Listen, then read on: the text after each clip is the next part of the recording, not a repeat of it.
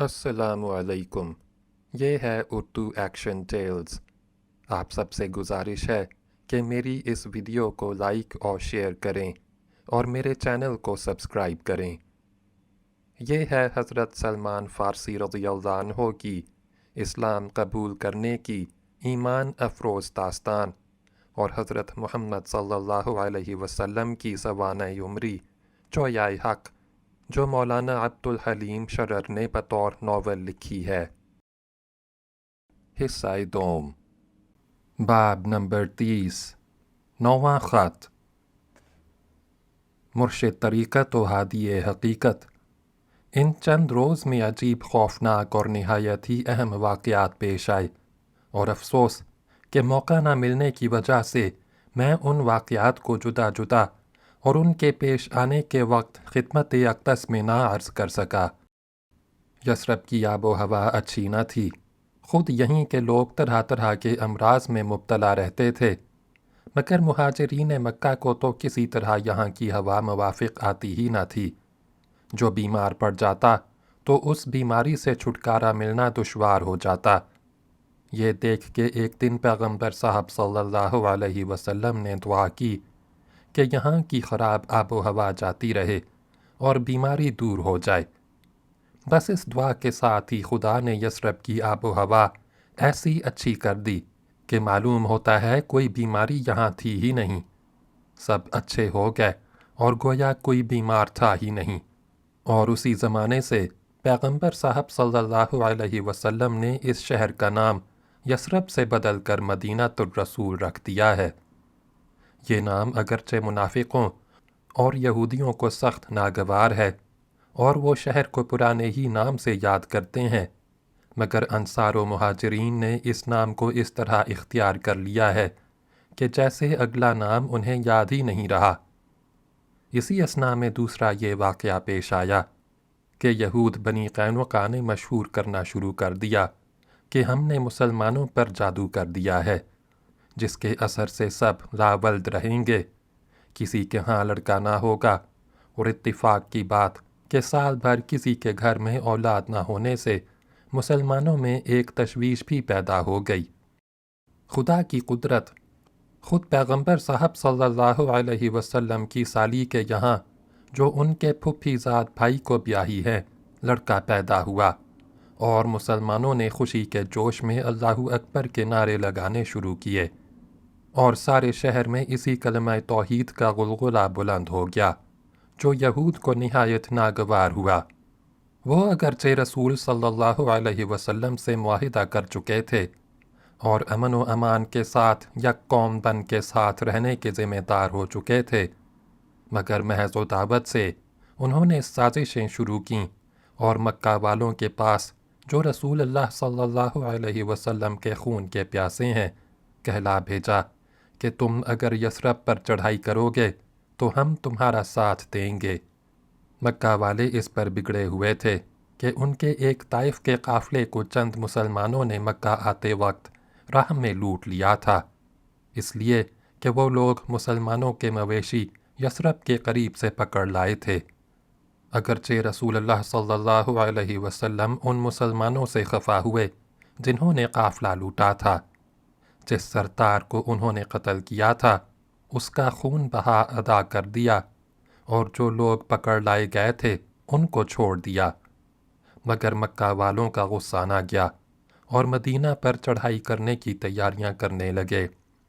इत्तिफाकन उस ज़माने में कुरैश मक्का का एक काफ़िला तिजारत शाम से मक्का को जा रहा था कि उसके साथ 30-40 आदमी थे और काफ़िला सालार अबू सुफियान नामी कुरैश का एक मुअज़्ज़ज़ और शरीफ शख्स था।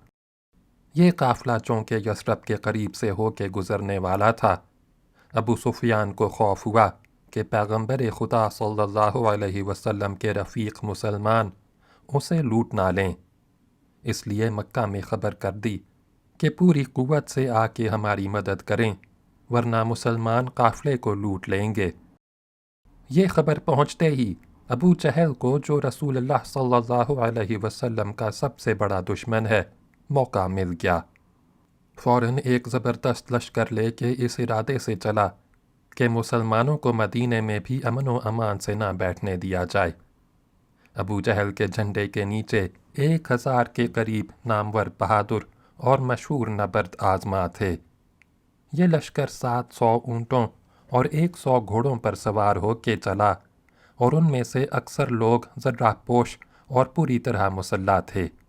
اس لشکر کے چلنے کی خبر حضرت رسول اللہ صلی اللہ علیہ وسلم کو ہوئی تو پریشان ہوئے، اور چونکہ مدینہ میں منافقوں اور یہودیوں کی طرف سے دغا بازی و بدعہدی کا اندیشہ تھا، اس لیے آپ صلی اللہ علیہ وسلم نے قطعی ارادہ کر لیا کہ مدینہ سے 2 منزل آگے جا کے میدان میں مقابلہ کریں۔ اس خطرناک مہم کے لیے آپ صلی اللہ علیہ وسلم نے لشکر جمع کیا تو کل 313 جانصار نکلے، جن میں سے 77 مہاجر اور 236 انصار تھے۔ ان لوگوں کے پاس فقط 3 گھوڑے تھے اور 70 اونٹ، جن پر باری باری سوار ہو کے سفر کرتے۔ لڑائی کا سامان بھی ایسا ہی ناقص تھا۔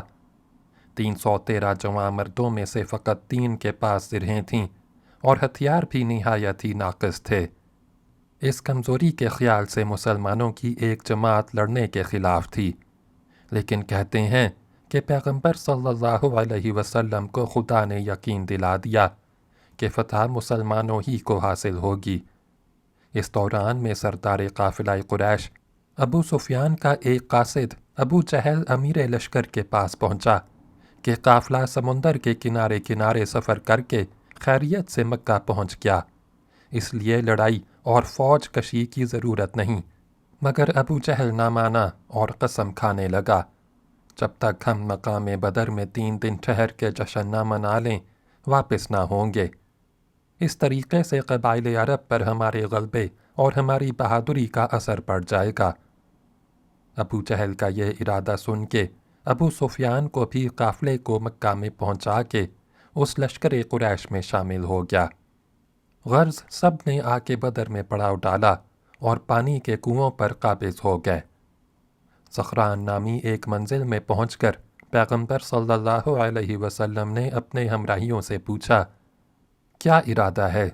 مقابلے کے لیے آگے بڑھو گے یا واپس چلو گے؟ مہاجرین میں سے مقداد بن عمر رضی اللہ عنہ نے عرض کیا، یا رسول اللہ صلی اللہ علیہ وسلم، ہم بنی اسرائیل نہیں ہیں جنہوں نے حضرت موسیٰ علیہ السلام سے کہا تھا کہ تم اور خدا جا کے لڑو، ہم یہاں بیٹھے رہیں گے۔ ہمارا قول تو یہ ہے کہ دشمنان دین کے مقابلے میں جانیں لڑا دیں گے۔ لیکن یہ جواب چونکہ ایک مہاجر سے ملا تھا، اس لیے آپ صلی اللہ علیہ وسلم نے پھر دوبارہ یہی سوال کیا تاکہ انصار کا بھی منشا معلوم ہو جائے۔ اس رمز کو سمجھ کے انصار کے سردار سعد بن معاذ نے جوش کے ساتھ کہا، ہم آپ کے ساتھ پیمان وفا کر چکے ہیں، اس لیے ہر حال میں آپ کے ساتھ رہیں گے۔ دشمن کیا چیز ہیں؟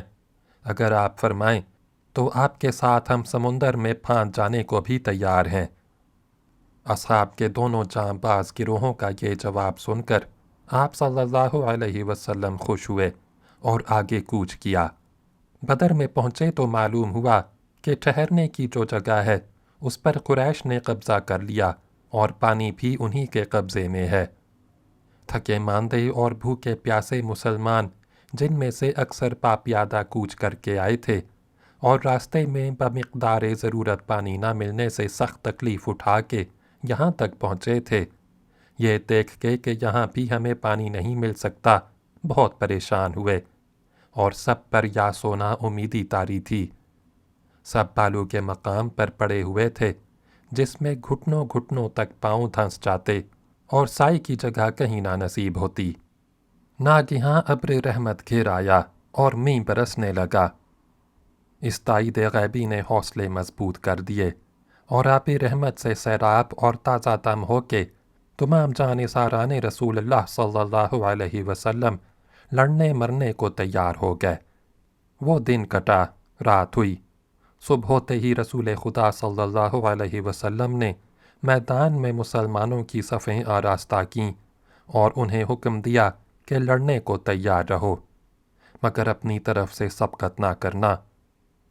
اتنے میں قریش مکہ نے بڑے کروفر اور غرور و تمکنت سے سامنے آ کے اپنی صفیں باندھیں اور ان کے 3 نامور آزمودہ کار بہادر عتبہ اور ربیعہ جو آپس میں بھائی تھے اور عتبہ کا بیٹا ولید میدان میں آ کے پکارنے لگے، ہمارے مقابلے میں کون آتا ہے؟ جانثاران یثرب میں سے 3 بہادر ان کے مقابلے کو نکلے۔ انہیں دیکھ کر عتبہ نے پکار کے کہا، محمد، ان یثرب کے کسانوں پر ہم کیا ہاتھ اٹھائیں گے؟ ہمارے مقابل ہمارے قریشی بھائیوں کو بھیجو۔ یہ سن کے پیغمبر صاحب صلی اللہ علیہ وسلم نے اپنے 2 چچاؤں حمزہ اور عبیدہ بن حارث عبد المطلب اور اپنے ابن عم و داماد علی مرتضیٰ رضی اللہ عنہ کو میدان میں جانے کی اجازت دی۔ یہ تینوں بزرگ فوراً نکلے اور اپنے حریفوں پر حملہ کیا۔ علی رضی اللہ عنہ نے ولید کو، حمزہ رضی اللہ عنہ نے عتبہ کو اور عبیدہ رضی اللہ عنہ نے ربیعہ کو قتل کیا، مگر عبیدہ خود بھی زخمی ہو کے گرے اور میدان سے اٹھا لائے گئے۔ قریش کو اپنے تینوں نامور شجاعوں کے مارے جانے کا بڑا صدمہ ہوا اور طیش میں آ کے سب نے ایک ساتھ حملہ کر دیا۔ مسلمانوں نے بڑے استقلال سے اس حملے کو روکا اور نہایت ہی خون ریز لڑائی ہونے لگی۔ علی المرتضیٰ رضی اللہ عنہ، جن کی عمر 21 سال سے زیادہ نہ تھی، دشمنوں کے لشکر میں اس طرح گھس پڑتے جس طرح شیر بھیڑوں کے گلے میں گھستا ہے۔ انہوں نے دشمنوں کی صفیں درہم برہم کر دیں اور قریش کے نامی اور تجربہ کار شجاعوں کو چن چن کے قتل کر ڈالا۔ ایسی ہی شجاعت حمزہ، زبیر بن عوام، ابو دجانہ انصاری رضی اللہ عنہم اجمعین نے دکھائی۔ اب ابو جہل نے اپنے قبیلے والوں کے ساتھ مسلمانوں پر ایک نہایت ہی سخت حملہ کیا۔ اس کی یہ یورش دیکھ کے پیغمبر صلی اللہ علیہ وسلم نے خداوند کریم کی درگاہ میں ہاتھ اٹھا کے دعا مانگنا شروع کی کہ خداوند اپنا وعدہ پورا کر، بار الہی مسلمانوں کی یہ تھوڑی سی جماعت بھی نہ رہی تو پھر دنیا میں تیری خالص عبادت کرنے والا کون رہے گا؟ یہ دعا آپ صلی اللہ علیہ وسلم دیر تک خضوع و خشوع کے ساتھ درگاہ رب العزت میں کرتے رہے، اور یکا یک ایسا معلوم ہوا کہ جیسے آسمان سے فرشتوں کی فوج مسلمانوں کی کمک کو آ پہنچی، اور آپ صلی اللہ علیہ وسلم نے جوش مسرت کے ساتھ فرمایا، عن قریب انہیں شکست ہوگی اور یہ بھاگ کھڑے ہوں گے۔ یکا یک ہوا کہ چند چھونکے چلے جنہوں نے اہل مکہ کے منہ پھیر دیے۔ ساتھ ہی مسلمان اپنے پیغمبر صلی اللہ علیہ وسلم کا وعدہ سن کے دشمنوں پر ٹوٹ پڑے۔ 2 انصاری بھائی معاذ اور معوذ ابو جہل پر جھپٹے۔ معاذ کی تلوار نے ابو جہل کی پنڈلی کاٹ کے جدا کر دی، مگر ابو جہل کے بیٹے اکرمہ نے اس کے انتقام میں معاذ کے شانے پر تلوار کا ایسا بھرپور ہاتھ مارا کہ ہاتھ کٹ کے جھولنے لگا، جسے انہوں نے پاؤں سے دبا کے جدا کیا اور الگ پھینک دیا، اور پھر اسی شجاعت سے لڑنے لگے۔ اتنے میں معاذ کے بھائی معوذ نے اپنی تلوار سے ابو جہل کا کام تمام کر دیا اور اس کا فتنہ ہمیشہ کے لیے مٹ گیا۔ اب قریش مکہ میں ہلچل پڑی ہوئی تھی، آگے بڑھنا چاہتے تھے مگر قدم پیچھے پڑتا۔ ان کے تمام نامور اور دعوے کے مرد میدان مارے جا چکے، آخر بدحواس ہو کے بھاگے، اور مسلمانوں نے بڑھ بڑھ کے انہیں مارنا اور اسیر کرنا شروع کیا۔ قریش کا سارا غرور خاک میں مل گیا۔ ان کے 70 نامی گرامی سردار مارے گئے اور 70 اسیر ہو گئے۔ جو کچھ مال و اسباب اور سامان جنگ لائے تھے مسلمانوں کے ہاتھ لگا۔ رسول خدا صلی اللہ علیہ وسلم نے عام عادت عرب اور اس عہد کے اصول جنگ کے خلاف مسلمانوں کو حکم دیا کہ اسیران جنگ کے ساتھ بہت اچھا سلوک کیا جائے اور ان کو کسی قسم کی تکلیف نہ ہو۔ جانثاران رسول اللہ صلی اللہ علیہ وسلم نے ویسا ہی کیا۔ کوئی سگے بھائی کے ساتھ ایسا سلوک مشکل سے کرے گا جیسا انہوں نے دشمن قیدیوں کے ساتھ کیا۔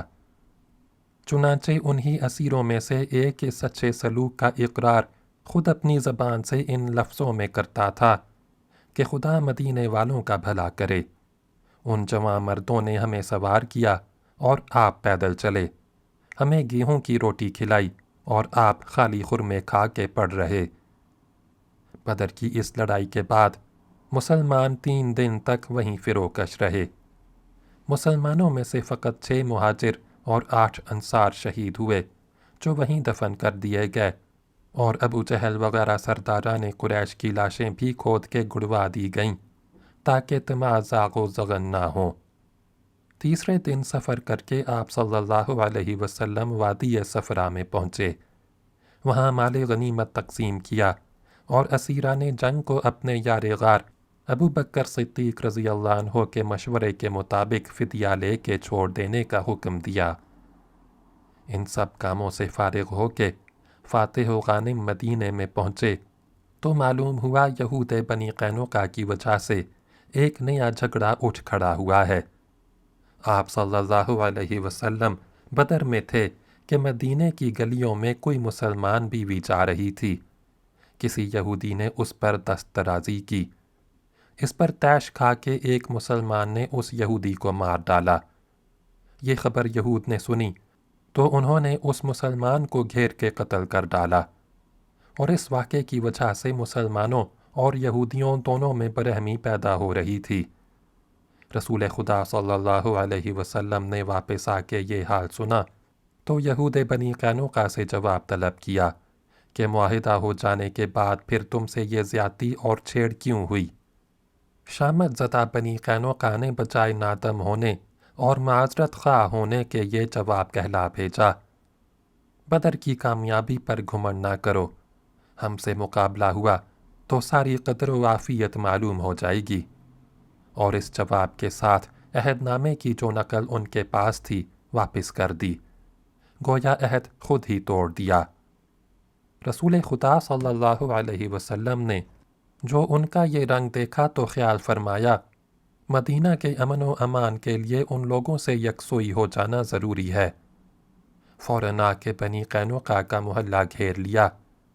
ان یہودیوں نے جس وقت وہ جواب بھیجا ہے میں موجود تھا اور گو مجھے بولنے کا حق نہ تھا، مگر ان کی متعصبانہ بے عقلی دیکھ کے نہ رہا گیا، بول اٹھا کہ آپ لوگ کیا غضب کر رہے ہیں؟ اگر رسول خدا صلی اللہ علیہ وسلم بگڑ گئے تو کچھ بنائی نہ بنے گی۔ میرا یہ کہنا غضب ہو گیا۔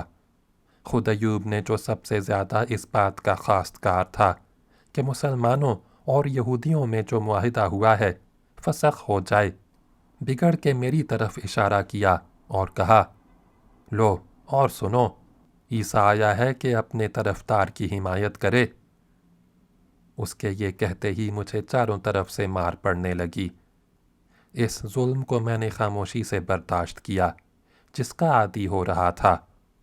اب جو مسلمانوں اور خود رسول خدا صلی اللہ علیہ وسلم نے سارے محلے کو گھیر لیا تو سب کے حواس جاتے رہے، کچھ بنائے نہ بنتی اور سب کو اپنی موت سر پر کھڑی نظر آئی۔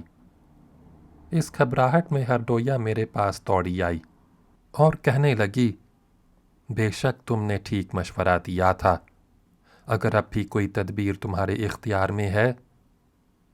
میں بولا، تدبیر تو بہت ہی آسان ہے، مگر تمہاری سسرال والے منظور کیوں کرنے لگے؟ رسول خدا صلی اللہ علیہ وسلم نہایت ہی رحم دل اور نیک نفس ہیں، ان کی خدمت میں حاضر ہو کے معذرت خواہ ہوں تو وہ فوراً قصور معاف کر دیں گے، اور جو عہد نامہ ہو چکا ہے از سر نو اس کی تجدید ہو جائے گی۔ ایوب چاہتے ہیں کہ یہ عہد نامہ فسخ ہو جائے تاکہ انہیں میری شرط پوری کرنے میں آسانی ہو۔ ہردویا نے کہا، وہ تو خدا جانے یہ شرط پوری کر سکیں یا نہ کر سکیں، لیکن بنی قینوقا پر جو آفت اس وقت نازل ہوئی ہے اس کی کیا روک ہوگی؟ میں نے کہا۔ ہردویا بولی، ہمارے تمام ہم مذہب سرداروں اور ایوب کا یہ خیال ہے کہ محمد ہمیں کوئی نقصان نہیں پہنچا سکتے، اور اگر انہوں نے ہمیں ضرر پہنچانے کا ذرا بھی ارادہ کیا تو خیبر اور فدق اور اطراف وادی القریٰ کے سارے اسرائیلی اٹھ کھڑے ہوں گے اور انہیں اپنے آپ کو بچانا مشکل ہو جائے گا۔ اس کے جواب میں میں نے کہا، تو پھر وہ جو مناسب جانے کریں، مجھ سے نہ پوچھئے۔ آخر یہود نے پیغمبر صاحب صلی اللہ علیہ وسلم سے دریافت کیا کہ آپ کیا چاہتے ہیں؟ جواب یہ ملا کہ تم سب دین اسلام قبول کرو تاکہ تمام اہل مدینہ ہم مذہب و ہم عقیدہ اور ہم خیال و ہم غرض ہو جائیں۔ اس جواب نے یہود کے حواس درست کیے اور کوشش کرنے لگے کہ کوئی درمیان میں پڑھ کے صلح کرا دے۔ آخر عبداللہ بن ابی سلول نے جو منافقوں کا سرغنہ تھا، بیچ میں پڑھ کے اس شرط پر صلح کرا دی کہ تمام یہودی بنی قینقاع اپنے اہل و عیال اور مال و اسباب کو لے کے امن و امان کے ساتھ مدینہ سے نکل کے چلے جائیں، مگر ان کی غیر منقولہ جائیدادیں اور ان کے اسلحے لے لیے جائیں گے جن پر مسلمانوں کا قبضہ ہو جائے گا۔ نتیجہ یہ ہوا کہ تمام یہود بنی قینقاع مدینہ چھوڑ کے خیبر میں چلے گئے۔ ہردویا اور اس کے ساتھ میں اور ایوب وادی القریٰ میں چلے آئے، اور میں نے سنا ہے کہ انہی یہود کے بعض خاندان بھاگ کے شام چلے گئے ہیں۔ یہاں آنے سے 3-4 روز پہلے میں تیسری بار حضرت رسول اللہ صلی اللہ علیہ وسلم کی خدمت فیض میں حاضر ہوا تھا۔ میں ایسے وقت پہنچا کہ وہ حضرت ایک جنازے کے ساتھ تشریف لیے جا رہے تھے، اور تمام معزز مسلمانان مکہ و مدینہ ہم رکاب تھے۔ وہاں سے واپس آنے کے بعد جب آپ صلی اللہ علیہ وسلم اپنی مسجد میں رونق افروز ہوئے تو فقط ایک چادر اوڑھے تھے اور کرتا جسم مبارک پر نہ تھا۔ میں نے کئی بار پھر پھر کے آپ صلی اللہ علیہ وسلم کی پیٹھ دیکھنی چاہی۔ آپ صلی اللہ علیہ وسلم شاید سمجھ گئے، خود ہی چادر اتار ڈالی اور ساتھ ہی مجھے پشت مبارک پر مہر نبوت نظر آئی، جس کے دیکھنے کا میں مدت دراز سے مشتاق تھا۔ زیارت مہر نبوت ہوتے ہی میں نے دوڑ کے اسے چوم لیا اور زار و قطار رونے لگا۔ آپ صلی اللہ علیہ وسلم نے مجھے اپنے سامنے بٹھا لیا اور میرا حال پوچھا۔ میں نے اپنی ساری سرگزشت اول سے آخر تک عرض کر دی۔ میرے حالات سن کے آپ صلی اللہ علیہ وسلم کو تعجب ہوا، خصوصاً جب اے مرشد آپ کا ذکر آیا تو حضرت رسول اللہ صلی اللہ علیہ وسلم چونک سے پڑے اور پوچھا، بصرہ کے وہ نیک نفس راہب بحیرہ اب تک زندہ ہیں؟ اور جب میں نے عرض کیا کہ وہ زندہ ہیں، آپ کے حالات سننے کو مشتاق ہیں اور انہوں نے مجھے یہاں بھیجا ہے کہ حضرت کے جو کچھ حالات معلوم ہوں ان سے ان کو مطلع کرتا رہوں، تو بہت خوش ہوئے اور فرمایا، مجھے ان کی صحبت زندگی بھر یاد رہے گی اور ان کی دعوت کا کھانا بھی کبھی نہ بھولے گا۔ اس کے بعد حضرت صلی اللہ علیہ وسلم نے میری باقی سرگزشت سنی اور اس سے اس قدر محظوظ ہوئے کہ اپنے معزز صحابہ کو جمع کر کے انہیں سنوائی، اور یہ حالات کچھ ایسے دلچسپ تھے کہ سب کو ان میں لطف آیا۔ حضرت والا، اگرچہ اس وقت تک میں نے کوئی کام بغیر آپ سے پوچھے نہیں کیا ہے، لیکن اب مجھے ان بزرگ پیغمبر صلی اللہ علیہ وسلم کی سچی رسالت اور ان کی حقیقت کا اس قدر یقین ہو گیا تھا کہ بغیر اس کے کہ آپ سے اجازت حاصل کروں ان کے ہاتھ پر ایمان لایا، اور ایمان لاتے ہی میرے دل میں جتنے شکوک و شبہات تھے سب جاتے رہے۔ الحمدللہ کہ ایک ہی گھڑی میں حضرت رسول خدا صلی اللہ علیہ وسلم کی توجہ سے مجھے علم الیقین کا درجہ حاصل ہو گیا۔ اب مجھ پر سارا رمز حقیقت و حقانیت منکشف ہے۔ جانتا ہوں کہ نجات اور زندگی سرمدی کیوں کر حاصل ہو سکتی ہے، اور گو کہ آپ کا ایک ادنا خادم ہوں، مگر دعویٰ کرنے کی جرات کر سکتا ہوں کہ حضرت کے دل میں جن شکوک کو 80 سالہ عبادت و ریاضت نہیں رفع کر سکی تھی، میں 2 باتوں میں رفع کر دوں گا۔ اب میری تمنا ہے کہ سب کو چھوڑ کے ہر وقت حضرت رسالت میں آپ صلی اللہ علیہ وسلم کے دروازے پر پڑا رہوں اور ان کی صحبت فیض سے کسی وقت جدا نہ ہوں، مگر افسوس اپنے بس میں نہیں، مجبور ہوں اور سنگ دل یہودیوں کا غلام۔ خود حضرت رسالت مآب صلی اللہ علیہ وسلم کو بھی میری مظلومی اور غلامی کا حال سن کے بڑا ترس آیا اور فرمایا، بہتر ہو کہ تم اپنے مالک یہودی سے مکاتبہ کر لو، روپے کا بندوبست کر دوں گا۔ نوٹ: عرب کے تمام قبائل اور مذاہب میں یہ طریقہ مروج تھا کہ ہر غلام کو یہ حق حاصل ہوتا کہ مالک سے اپنی قیمت مشخص کرا کے تحریری معاہدہ کر لے اور اس کے بعد جتنی مدت میں ممکن ہو وہ رقم جمع کر کے ادا کرے۔ یہ معاہدہ اکثر غلام و آقا میں چونکہ تحریری ہوا کرتا تھا، اس لیے مکاتبہ کے لفظ سے یاد کیا جاتا۔ نوٹ ختم۔ اب سب مسلمان میرے حال پر مہربان ہیں اور ان کے لطف و کرم نے مجھے یہود کی غلامی و جفا شعاری اور ان کی مار پیٹ سب بھلا دی ہے۔ یہاں لوگوں نے میرا نام سلمان رکھا ہے اور یہ نام اب مجھے تمام ناموں سے زیادہ عزیز ہے، جو سلامتی اور فلاح دنیا و آخرت کی امید دلاتا ہے۔ تو جناب والا، اب میں نہ مہبا ہوں نہ یہود کا عیسیٰ، بلکہ سلمان ہوں۔ یہ نام میرا فخر اور میرے لیے سرمایہ ناز ہے۔ اس کے بعد میں نے حضرت رسول اللہ صلی اللہ علیہ وسلم سے عرض کیا کہ اپنے آقا سے مکاتبہ کے لیے کہوں گا، شاید حضور صلی اللہ علیہ وسلم کی برکت سے وہ قبول کر لے۔ آپ صلی اللہ علیہ وسلم نے فرمایا کہ وہ ضرور قبول کرے گا۔ یہ واقعہ جنگ بدر سے 1 ہفتہ پیشتر کا ہے اور میرے سامنے حضرت صلی اللہ علیہ وسلم نے جہاد کی جو فضیلتیں بیان فرمائی تھیں، ان کو سن کے بے اختیار جی چاہتا تھا کہ اگرچہ پیر فانی اور لڑائی کے کام کا نہیں ہوں، مگر حصول ثواب اور دینی فرض کے ادا کرنے کے لیے علم اسلام کے ساتھ ضرور جاؤں، مگر افسوس میں اپنے بس میں نہ تھا۔ فتح بدر کے بعد آپ صلی اللہ علیہ وسلم جیسے ہی تشریف لائے، بنی قینقاع کا جھگڑا پیش آیا، جس کے انجام میں وہ مدینے سے نکالے گئے اور ان کے ساتھ مجھے بھی ہرڈویا اور ایوب کے ساتھ مدینہ چھوڑ دینا پڑا۔ لیکن جناب رسالت مآب صلی اللہ علیہ وسلم ہی کا شاید یہ فیض ہے کہ اب میں جو وادی القریٰ میں واپس آیا تو میرا آقا شمون، اس کی لڑکی ہرڈویا اور ان کے خاندان کے تمام لوگ مجھ پر نہایت مہربان ہیں۔ اب کوئی مجھے مارنا چاہتا ہے تو اسے روکتے ہیں اور اپنے ہم مذہبوں کے سامنے اعلانیہ میری طرفداری کرتے ہیں۔ میں نے واپس آتے ہی ہرڈویا کے معاملے میں اپنی حسن کارگزاری ظاہر کر کے مکاتبے اور اپنی آزادی کے بارے میں گفتگو کی۔ ہرڈویا تو یہ سنتے ہی شوخ اور سادہ مزاج لڑکیوں کی طرح منہ تھو تھا کر کے کہنے لگی، عیسیٰ، کیا تم ہمیں چھوڑ کے چلے جاؤ گے؟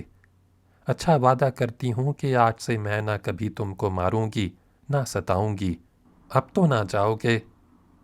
میں، بی بی، یہ تمہاری عنایت ہے، مجھے نہ اس مار پیٹ کی شکایت ہے اور نہ مار پیٹ سے بچ جانے کی خوشی۔ میری ساری زندگی ترک دنیا اور یاد الہی میں صرف ہوئی ہے اور چاہتا ہوں کہ باقی زندگی بھی دنیا کے جھگڑوں سے آزاد ہو کے اسی دینی مشغلے میں صرف ہو جائے۔ خدا نے تمہارے گھر میں لا کے مجھے ایک ذلیل غلام بنا دیا، اور اگرچہ یہاں میرے حق میں کوئی زیادتی اور کوئی تکلیف و مصیبت نہیں اٹھا رکھی گئی، مگر میں راضی برضا رہا اور تم ہی سے نہیں، خدا کی درگاہ میں بھی کبھی اس کی شکایت نہیں کی۔ مگر اس صبر و شکر پر بھی میں اس شوق کو اپنے دل سے نہیں نکال سکتا کہ آزادی کے ساتھ اکیلا بیٹھ کے خدا کی عبادت کروں۔ شمون، بے شک تم ایسے ہی ہو جیسا کہ تم نے بیان کیا۔ ہمارے یہاں تم پر بڑا ظلم ہوا اور تم نے کبھی اف نہ کی، جس کی میں بہت قدر کرتا ہوں۔ اس کے علاوہ تم نے ہرڈویا کے معاملے میں بڑی قابلیت سے اپنا فرض ادا کیا، اور اس کے صلے میں وعدہ کرتا ہوں کہ جس دن تم 100 مسکال سونا مجھے لا کے دو گے، اسی روز سے تم آزاد ہو، اور حسب قاعدہ اس اقرار کو میں قلم بند بھی کیے دیتا ہوں تاکہ سند رہے اور تمہیں اطمینان ہو جائے۔ اس کے علاوہ یہ بھی وعدہ کرتا ہوں کہ جس روز ایوب کے ساتھ ہرڈویا کی شادی ہوگی، उस रोज़ से तुमको इतनी आज़ादी हासिल हो जाएगी कि जहाँ चाहो जाओ, जिससे चाहो मिलो, और अगर 2-1 रोज़ के लिए कहीं दूर जाना हो तो भी मुझे खबर करके चले जाओ, मगर हाँ, ये हक ना होगा कि हमें छोड़ के भाग जाओ। ये आज़ादी मैं तुमको इसलिए देता हूँ कि मेहनत मजदूरी करके या उमराए अरब के पास दौड़ धूप करके अपनी आज़ादी की रकम मुहैया कर सको, और इसी ख्याल से घर का काम काज भी मैं और लौंडी ग़ुलामों से ले लूँगा, और घर की जितनी खिदमतें तुम्हारे ज़िम्मे थीं उस रोज़ से सब माफ़ हो जाएंगी। मैंने अपने आका की इस इनायत का निहायत ही शुक्र अदा किया। उसके 1 हफ्ते बाद हरटोया की शादी हो गई, और शादी के वक्त वादिउल कुरा के तमाम यहूद ने, जो अब रसूल आखिरुज़्ज़मान सल्लल्लाहु अलैहि वसल्लम से बहुत ही जले हुए हैं, अय्यूब से हल्फ़े इकरार लिया कि शादी के बाद जिस कदर जल्द मुमकिन हो वो हज़रत रसूलुल्लाह सल्लल्लाहु अलैहि वसल्लम को कत्ल कर डालेगा। उस तकरीब के दूसरे ही दिन से हस्बे वादा मुझे आज़ादी दे दी गई, लिहाजा अब मैं आज़ाद हूँ, जहाँ चाहूँ जाऊँ, जिससे चाहूँ मिलूँ, और अगरचे मेरा मस्कन एक मुतासब यहूदी का घर है, मगर मुझे इख्तियार है कि आका को इत्तिला दे के जितने दिन के लिए चाहूँ बाहर चला जाऊँ। इस आज़ादी से मैंने पहला फ़ायदा ये उठाया कि बनी मुस्तलिक के सरदार हातिब बिन जुबैर के पास रोज़ जाने लगा हूँ, जो दिल में मुसलमान है और कोशिश कर रहा है कि अपनी सारी कौम को मुसलमान करे। और मैंने जब उससे अपने इस्लाम लाने का हाल बयान किया तो वो मुझ पर निहायत ही मेहरबान हो गया। मैंने उससे हजूर वाला के ख्यालात और आपके साथ अपने ताल्लुकात बयान किए तो वो बहुत खुश हुआ। दीन इस्लाम के बरहक होने का उसे और ज़्यादा यकीन आ गया, और उसने वादा कर लिया कि मैं जो तहरीर दूंगा उसे वो किसी न किसी तदबीर से आपकी खिदमत में पहुंचा दिया करेगा। चुनांचे ये तहरीर कई दिन से लिखी रखी थी, और मैं एक दिन उसके घर में बैठा बातें कर रहा था कि मालूम हुआ कोई यहूदी अपने बाल बच्चों के साथ आया है और तालाब से पानी लेना चाहता है। हातिब ने ये मालूम करके कि वो मुल्क शाम को जा रहा है, कीमत के इवज़ उससे ये वादा लिया कि एक तकिया हजूर की खानकाह में मेरे मुअज़्ज़ज़ भाई अस्तफ़ानूस को पहुंचा दे। उस यहूदी ने नागवारी के साथ इस शर्त को कबूल किया, और हातिब ने मेरे पास कहला भेजा कि ख़त को एक गिलाफ में सी के और उसका तकिया बना के भेज दो। मैंने ये वाक़यात सुने तो दूर से जाके देखा और पहचान लिया कि ये यहूदी यहूदे बनी कैनुका में से है, जो यसरब से जिला वतन किए गए, और ख्याल किया कि गालिबन उसने बचाए खैबर जाने के इरादा किया है कि इस सरजमीन ही को छोड़ के अर्ज़ मुक़द्दस में जाके सकूनत इख्तियार करे। बहरहाल मैंने फ़ौरन इस ख़त में उस यहूदी नामा भर के हालात आखिर में बढ़ा दिए, और एक गिलाफ में सीकर उसका एक तकिया बना के उसे हातिब के पास तालाब के किनारे भेज दिया। उम्मीद है कि ये ख़त एहतियात से पहुँच के नज़र अक़दस से गुज़रेगा। राह हक़ पाने वाला महबाह अल-मुलक़्क़ब बाह सलमान। बाब नंबर 31, अस्तफ़ानूस का सफ़र अरब। अगली वीडियो में सुनें।